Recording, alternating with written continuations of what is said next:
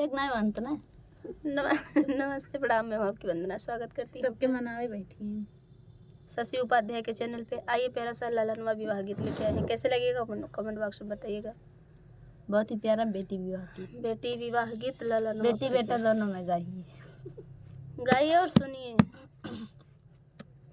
कि लाली पलंग सतरंगिया तकिया रे रामा सोवाई गर जोरी रे ललनवा रे रामा सोवाई गर जोरी रे ललनवा।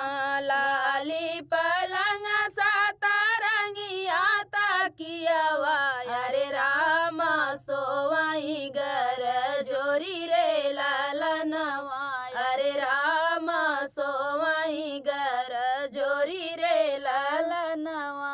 राम सोवाई सीता बेनिया डोलावई अरे थरर थरर चुई आंसू रे ललनवा अरे थरर थरर चुई आंसू रे ललनवा।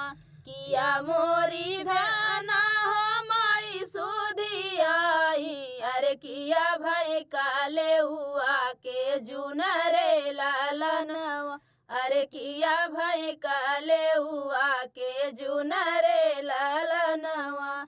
नाही मोरे प्रभु हमाई सुधियाई अरे नाही भाई काले हुआ के जून रे ललनवा अरे नाही भाई काले हुआ के जून रे ललनवा।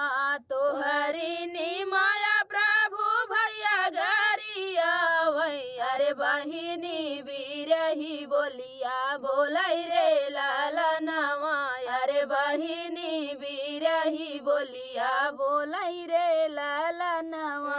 लहुरा भैया प्रभु घर से निकार अरे थरर थरर चुई आंसू रे ललनवा अरे थरर थरर चुई आंसू रे ललनवा।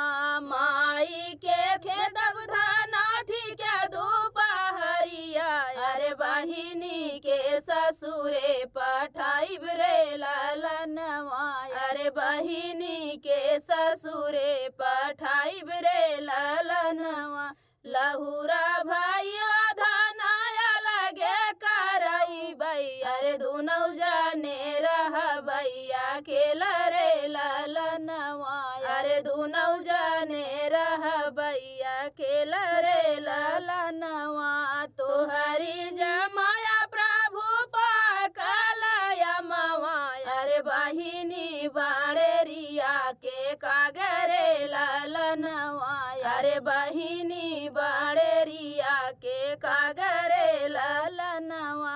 लहुरा भैया प्रभु तोरे दाहिने बहिया अरे देखे प्रभु अकिल तोहार रे ललनवा अरे बुझे प्रभु अकिल तोहार रे ललनवा।